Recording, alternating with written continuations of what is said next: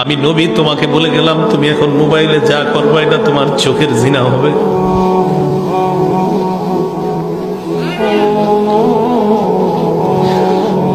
অনেক মানুষ প্রতিদিন এই গুনাহে লিপ্ত হয়, চোখের জিনা করে।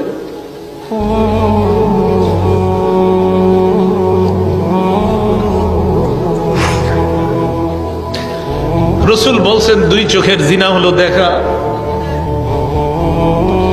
নাটক সিনেমা দেখেন না, আপনার জীবন যৌবন সব নষ্ট করে দিচ্ছে। হাদিসটা পড়ে রাসূল বলছে দুই চোখের জিনা হলো দেখা।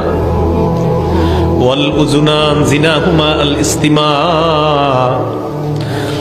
দুই কানের জিনা হলো শ্রবণ করা।